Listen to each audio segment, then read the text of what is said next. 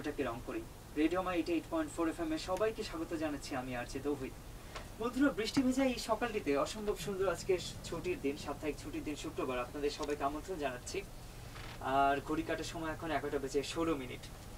বন্ধুরা, আজ 5 আগস্ট 2011, 21 শ্রাবণ 1418 এবং 4 রমজান 1432। রমজান মাসের প্রথম শুক্রবার আজ। আর আজকে দিনটিতে এই সুন্দর সকালটিতে আপনার সাথে থাকার জন্য যথারীতি শুরু করে দিলাম আমার অনুষ্ঠান আমার স্বাস্থ্য।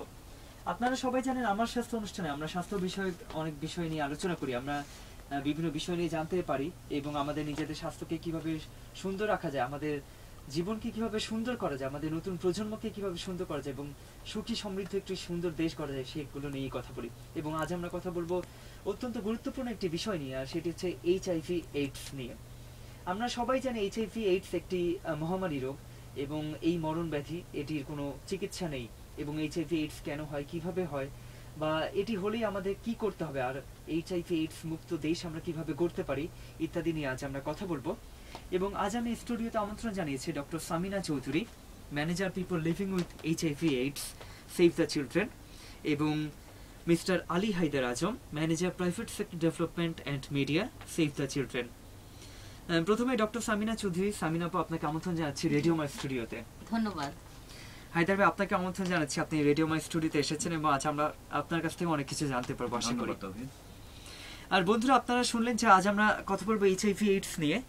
আপনার যদি কোনো প্রশ্ন থাকে আপনি আমাদেরকে অবশ্যই পাঠিয়ে দিন এক্ষুনি, আমাদেরকে SMS করুন। SMS করতে হলে টাইপ করতে হবে RA, দ্যাট ইজ রেডিও, মানে সংক্ষিপ্ত রূপ, একটি গ্যাপ দিয়ে আপনার নাম, আপনার লোকেশন এবং আপনার প্রশ্নটি লিখে পাঠিয়ে দিতে হবে 2323 এই নম্বরটিতে। এছাড়া আপনি কিন্তু আমাদেরকে সরাসরি ফোন করতে পারেন। আমাদের ফোন নম্বরটি হলো 98936666। আমি আবারও বলছি 98936666, 98936666। তো প্রথমে আমার যে প্রশ্ন সেটা হচ্ছে HIV বা AIDS এই রোগটা সম্পর্কে আসলে আমরা সবাই জানি যে এটি একটি ভাইরাস বাহিত রোগ। তারপরেও আর একটু সংক্ষেপে একটু ডিটেল ইনডেপথ জানতে চাচ্ছি যে HIV বা AIDS রোগটা আসলে কি। ধন্যবাদ। আসলে দুটো শব্দ, একটি হচ্ছে HIV এবং AIDS। আমরা দেখি যে এই দুটো শব্দ আমরা কিভাবে বুঝি। HIV হচ্ছে একটি ভাইরাস, একটি অণুজীব যেটি আপনার শরীরে প্রবেশ করে এবং এটা বিভিন্ন মাধ্যমে আপনার শরীরে প্রবেশ করার পরে এটি আপনার রোগ প্রতিরোধ ক্ষমতা কমিয়ে দেয়। রোগ প্রতিরোধ ক্ষমতা কমিয়ে দিলে আপনি যখন আক্রান্ত হবেন, এই অবস্থাটাকে HIV পজিটিভ বলে থাকি আমরা। আপনাকে শনাক্ত করা হবে HIV পজিটিভ হিসাবে, কারণ আপনার শরীরে HIV ভাইরাসটি আছে। HIV ভাইরাসের প্রেজেন্স আপনার শরীরে, এটি বলে না যে আপনি AIDS হয়েছে। আপনার AIDS তখনই হবে যখন এই রোগ প্রতিরোধ ক্ষমতা কমতে কমতে আপনি বিভিন্ন ধরনের রোগে আক্রান্ত হতে থাকবেন এবং এই রোগে আক্রান্ত হলে আপনি একটা কন্ডিশনের দিকে যাবেন যেটাকে বলে অ্যাকিউট ইমিউন ডিফিসিয়েন্সি সিনড্রোম। তখন বিভিন্ন রকম রোগের আক্রমণে আপনি একটি অবস্থানের দিকে যান, একেই AIDS বলে। আচ্ছা, এবার হচ্ছে HIV পজিটিভ আর AIDS রোগী দুটো তো আসলে ডিফারেন্ট একটা জিনিস, তাই না? তো HIV পজিটিভ থেকে আসলে AIDS রোগীতে পরিণত হয় কিভাবে বা কত সময় পর? আমি আগেই বলেছি, HIV পজিটিভ আমরা বলি যখন একজন ব্যক্তি শরীরে HIV আক্রান্ত হয়েছেন বলে HIV অ্যান্টিবডি আছে তার শরীরে, এটা যদি আমরা শনাক্ত করতে পারি তখনই আমরা তাকে HIV পজিটিভ বলি। এবং এই HIV পজিটিভ হওয়ার কারণে তার রোগ প্রতিরোধ ক্ষমতা কমে যাওয়ার কারণে তার বিভিন্ন রকম রোগ হয় এবং হতে হতে একটা কন্ডিশন তার শরীরে তৈরি হয়, তাকে AIDS বলা হয়। একজন HIV আক্রান্ত ব্যক্তি, এটা ডিপেন্ড করে তিনি তার শরীরের অবস্থানের উপর এবং তাকে কি ধরনের ইন্টারভেনশন বা চিকিৎসা সুবিধা বা সহযোগিতা তিনি পাচ্ছেন, তার উপরে তিনি কবে AIDS এ পরিণত হবেন। এটার কোনো ডেফিনিট টাইম নাই। সাধারণত 3 থেকে 10 বছরের মধ্যে হতে পারেন, কিন্তু দেখা গেছে উনি ইন্টারভেনশন পেলে 20 বছর পর্যন্ত AIDS রোগীতে পরিণত না হয়ে বেঁচে থাকতে পারেন। তো এটা ডিপেন্ড করবে তার কি ধরনের পুষ্টিকর খাবার তিনি খাচ্ছেন, তিনি কি ধরনের সাইকোলজিক্যাল সাপোর্ট পাচ্ছেন, তার যে বিভিন্ন ধরনের সুযোগ সন্ধানী রোগ আমরা বলে থাকি। আপনার রোগ প্রতিরোধ ক্ষমতা না থাকার কারণে আপনি বিভিন্ন ধরনের রোগে আক্রান্ত হন, যে রোগগুলো আপনি সাধারণত আক্রান্ত হতেন না, এই রোগগুলোকে আমরা সুযোগ সন্ধানী রোগ বলি।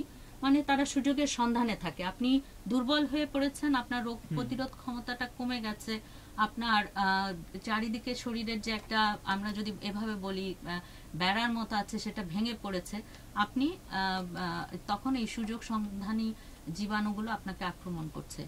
এবং এই সুযোগ সন্ধানী রোগগুলোর যখনই আক্রমণ করছে তখনই যদি উনি চিকিৎসা নেন, তাহলে ইত্যাদি বিভিন্ন কিছু ফ্যাক্টর আছে, তার উপর ডিপেন্ড করে উনি অনেকদিন পর্যন্ত এইডস রোগীতে পরিণত না হয়ে ভালো থাকতে পারেন। আচ্ছা, তো আমার এরপরে প্রশ্ন যে আসলে এইডস রোগটা কিভাবে ছড়ায় বা এইচআইভি রোগটা কিভাবে ছড়ায়? বেসিক্যালি এইচআইভি ছড়ানোর জন্য 3টি উপায়: অপরীক্ষিত রক্ত গ্রহণ, অনিরাপদ যৌন আচরণ এবং আনস্টেরিলাইজড মেডিকেল ইকুইপমেন্ট যদি ব্যবহার করা হয়। আর প্রতিরোধেরও ঠিক 3টি উপায়।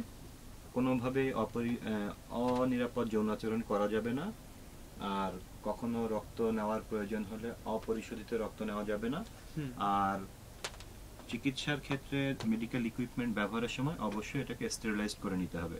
তাহলে মোটামুটি ধরে নেওয়া হয় এইচআইভি থেকে মুক্ত থাকা যাবে। এছাড়া আক্রান্ত ব্যক্তির মায়ের থেকে সন্তানের হতে পারে এবং এই সন্তান তার মায়ের দুগ্ধপান থেকেও এইচআইভি আক্রান্ত হতে পারে।